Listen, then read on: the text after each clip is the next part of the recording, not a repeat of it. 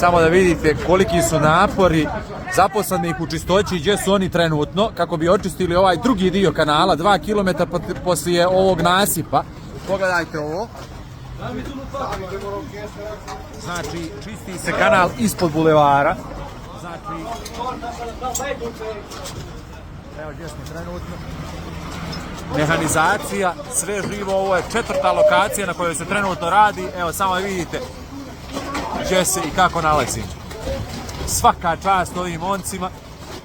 Možemo da kažemo da su zato plaćeni ili nijesu, ali vjerujte mi, ovakve stvari nijesu radili. A samo da vidite čime je zatrpan taj kanal. Znači, očigledno je da neko koristi, znači, sve ovo da kanal u stvari bude deponija. I evo ga ovaj drugi dio kanala koji je potpuno suv. On ide ka samom kraju i ka Morači. A eno i tamo drugi dio kanala koji ćemo osloboditi. Eto, kratak update sa terena, mnogo se radi, svaka čast svim službama glavnog grada, ljudi, ovo je nevjerojatno jedinstvo i svi smo zajedno na terenu. Evo ga Zoki tu, evo ga Drago tu, idemo redom i čekamo da se slobodi brana.